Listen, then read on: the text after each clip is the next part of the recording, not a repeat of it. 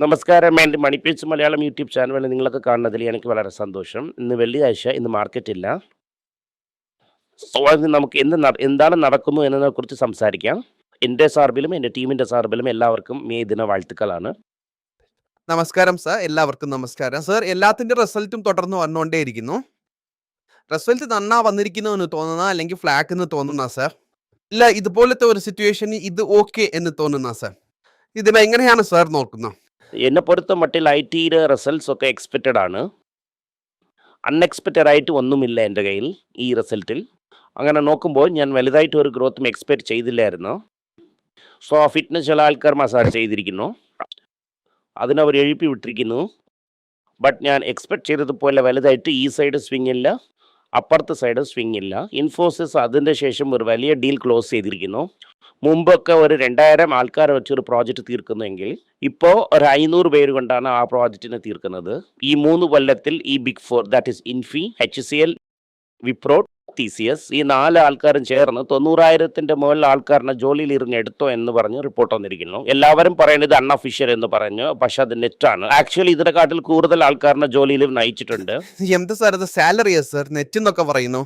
എന്ന് പറയുമ്പോൾ അകത്ത് വന്നവർ, വെളിയിൽ പോയവർ, അതായത് 2 ലക്ഷം പേരിന് അകത്ത് അയച്ചുകൊണ്ട് 1,10,000 പുതിയതായിട്ട് എടുക്കുവാണെങ്കിൽ 90,000 ഇരിക്കും. അതായത് incoming people minus out going people 86,000 negative. Total പേരിൽ പേറോളി 86 to 90,000 കുറച്ചിരിക്കുന്നു.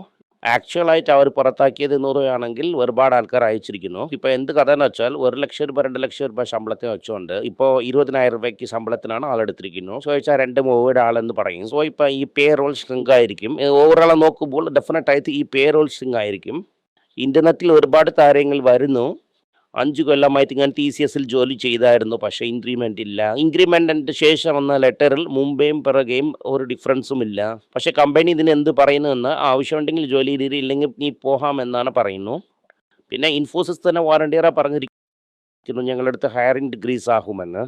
ഞാൻ എന്ത് എതിർനോക്കുന്നു എന്നാൽ ഇന്ന് PCSൽ 5,80,000 പേരിരിക്കുന്നു. ഇന്നിൽ നിന്ന് ഒരു 5-6 വർഷം കഴിഞ്ഞ് അത് 3 ലക്ഷമായിട്ട് മാറും.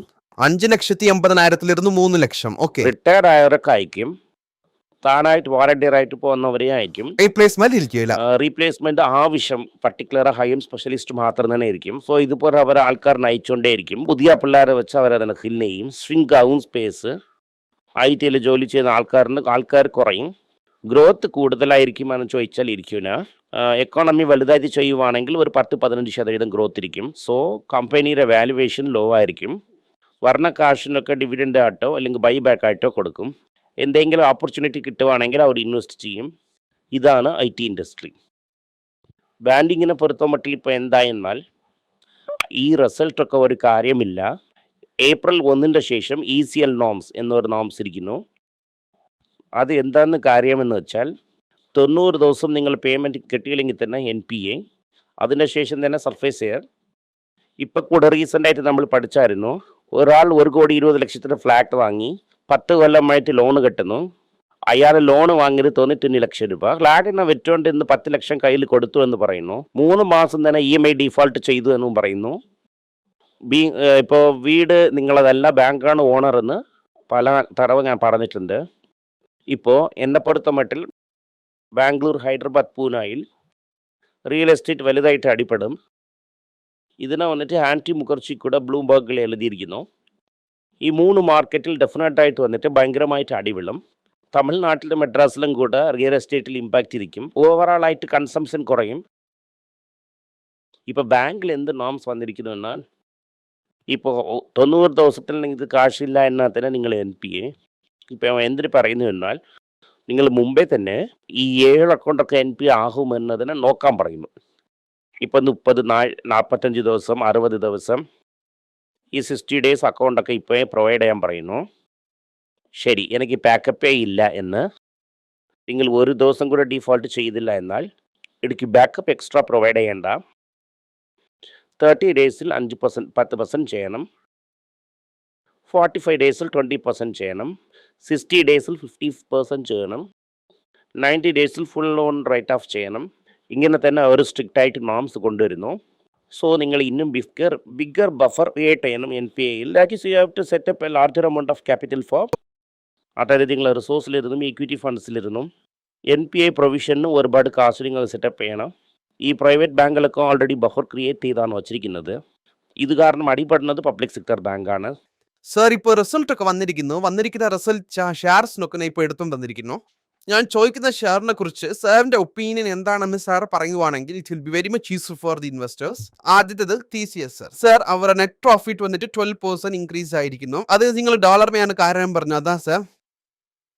അതോടെ TCSൽ എന്താണ് അഡ്വാൻറ്റേജ് എന്നാൽ 50% യൂറോ ആൻഡ് ബ്രിട്ടീഷ് പൗണ്ട്സിൽ വിൽക്കും. Again, euro and British pound again is first in the dollar. That is dollar against 2 രൂപ വിളിച്ചിരിക്കുന്നു എന്നാൽ യൂറോ അഗേൻസ്റ്റ് 3 രൂപ വിളിച്ചിരിക്കും. ബ്രിട്ടീഷ് പൗണ്ടിന് അഗേൻസ്റ്റ് ആയിട്ട് 3-6 രൂപ വിളിച്ചിരിക്കും. സോ ഇവർക്ക് പ്രോഫിറ്റ് കയറിയിരിക്കുന്നു. സർ റുപ്പി വാല്യൂ നോക്കുവാണെങ്കിൽ ടു ദി ലീസ്റ്റ് എന്നിരിക്കുന്നേ 95 ഇരിക്കുന്നു സർ. ഇത് ഈ റിസൾട്ട് വന്നത് മാർച്ച് 31. അന്ന് എത്ര ഇരിക്കുന്നു നോക്കിയാണ് അവർ കൊടുത്തിരിക്കും. അന്നിലിരുന്ന് ഇന്നും കുറച്ച് വിളിച്ചിരിക്കുന്നു. സോ അവരുടെ പ്രോഫിറ്റ് ഇതിൽ പ്രൊട്ടക്റ്റ് ആവും. അതാണ് ഞാൻ പറഞ്ഞത്. Company will survive and company will make profits and company will reward the shareholder also. But എംപ്ലോയിക്ക് എന്താണ് പറ്റും, എന്താണ് എംപ്ലോയറുടെ സ്റ്റേറ്റസ്? സർ അടുത്തത് വിപ്രോയാണ്. സർ അവരുടെ നെറ്റ് പ്രോഫിറ്റ് തന്നെ 2% കുറഞ്ഞിരിക്കുന്നു. Big Four less than 15 times earnings, around about 17-18 times earnings. കണ്ണ മൂടിയോണ്ട് നിങ്ങൾക്ക് കൺസിഡർ ചെയ്യാം. 100-600 എന്ന് കൺസിഡർ ചെയ്യേണ്ട. 1-2 എന്ന് പറഞ്ഞ് സിംഗിൾസ് പോലെ ഓടിക്കൊണ്ടേയിരിക്കുക. ഇപ്പോൾ Sai Sudharsan Chennai super kings top match കളിച്ചായിരുന്നു. 4-6 എല്ലാം പോയില്ല. ബാളത്തൊട്ട് 2 ഓടി, ബാളത്തൊട്ട് 2 ഓടി. അതുപോലെ തന്നെ ബാളത്തൊട്ട് 2 എടുക്കാം, ബാളത്തൊട്ട് 2 എടുക്കാം. ഇറങ്ങണം, എത്രയും ദൂരം ഇറങ്ങണോ അത്രയും ദൂരം ഫാസ്റ്റിലാണ് ഓടാം. സർ ഇതിന് ടെക് മഹീന്ദ്ര ഇരിക്കുന്ന സർ. ടെക് മഹീന്ദ്ര റിസൾട്ട് വന്നിരിക്കുന്നു. ടെക് മഹീന്ദ്ര ഇന്നും കുറച്ച് ഇറങ്ങട്ടെ. കാരണം അവർക്ക് PSFIയിൽ അവർക്ക് അത്ര എക്സ്പോഷർ ഇല്ല. ഇവർക്ക് ഇരിക്കുന്ന പോലെ എക്സ്പോഷർ അവർക്കില്ല. ഇത് കാരണം ഇത് ബെറ്റർ. ഇത് വന്നിട്ട് IT കമ്പനീസ്. പിന്നെ ബാങ്കിങ് എന്ന് നോക്കുവാണെങ്കിൽ ഈ ഒരു 10 ദിവസത്തിനകത്ത് വന്നിരിക്കുന്നതാണ് റിസൾട്ട് നോക്കുവാണെങ്കിൽ. തമിഴ്നാട് മെർക്കന്റൈൽ ബാങ്ക് ഓക്കെ ആയിരുന്ന അത് വച്ചിരിക്കുന്നു സാർ. ഇത് സ്റ്റിൽ എല്ലാരും ഒന്ന് കരഞ്ഞല്ലോ, നീയും കരഞ്ഞല്ലോ. അതുകൊണ്ട് നിന്റെ ദോസ്തൊക്കെ കരഞ്ഞല്ലേ. 490 എന്തോ ഇരുന്നു സാർ. അപ്പൊ നിന്റെ ദോസ്തൊക്കെ കരഞ്ഞ ഇല്ല? ഏത് ദോസ്ത പറയുന്നു? അതായത് നിന്റെ ഈ വീഡിയോ ഒക്കെ നോക്കുന്ന ദോസ്തൊക്കെ കരഞ്ഞല്ലേ. ഈ ബാങ്കിൽ പോയി ഇതിനെ പോയി വാങ്ങാൻ പറയുന്നൊക്കെ പറഞ്ഞു. സാർ ഈ തമിഴ്നാട് മെർക്കന്റൈൽ ബാങ്ക് എന്ന് പറയുമ്പോൾ അത് റീജിയണൽ ബാങ്ക് എന്നല്ലേ മൈൻഡിൽ ഇരിക്കുന്നത്. ഇപ്പോൾ 725 ക്രോസ് പോയി പോയോ ഇല്ല? അതെ സർ. 50% ലാഭം തന്നോ ഇല്ല? More than 50% sir. ചോടി പോകാൻ പറ സാർ. ആദ്യം HDFC ഞാൻ save the best for the last എന്ന് പറഞ്ഞാൽ അതിനെ വിട്ടു വെച്ചിരിക്കുന്നു. പക്ഷെ സാർ എടുത്തുടനെ അതിനെ വിട്ട് പറഞ്ഞു. Okay sir. HDFC സാർ അതിന്റെ നെറ്റ് പ്രോഫിറ്റ് വന്ന് 1212 അങ്ങനെ വെച്ചാൽ എന്ത് സാർ? സായ് സുദർശൻ 12 എടുക്കളാണേ സാർ.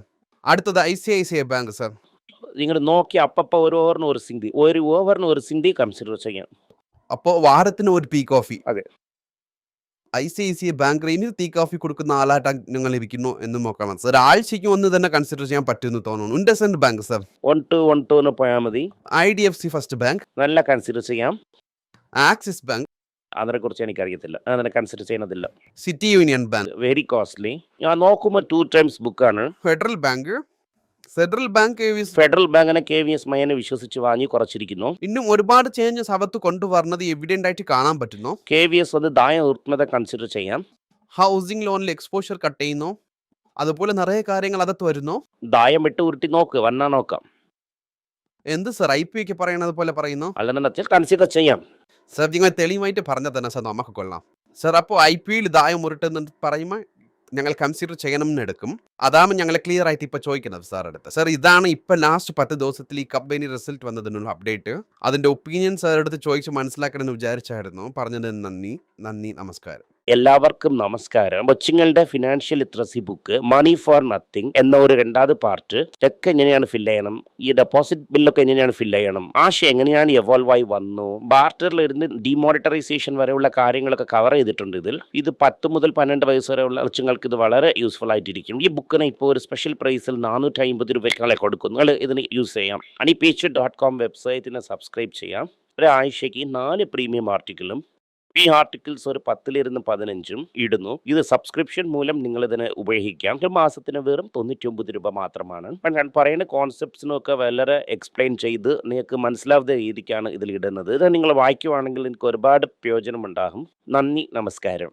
നമസ്കാരം. കൊച്ചുമേക്ക് വേണ്ടി ഒരു പുസ്തകം ലോഞ്ച് ചെയ്തിട്ടുണ്ടായിരുന്നു. അത് വളരെ സക്സസ്ഫുൾ ആയിട്ടും പോയി. ആർക്കെങ്കിലും ആ പുസ്തകം ആവശ്യമുണ്ടെങ്കിൽ ഈ ടീമിനെ എനിക്ക് കോൺടാക്ട് ചെയ്യാം. താഴെ ഇരിക്കുന്ന നമ്പർ എന്നെ വിളിച്ചാൽ മതി. അല്ലെങ്കിൽ വെബ്സൈറ്റിൽ കോൺടാക്ട് ചെയ്യാം. ഇത് മൂലം ആ പുസ്തകം എനിക്ക് വാങ്ങാം.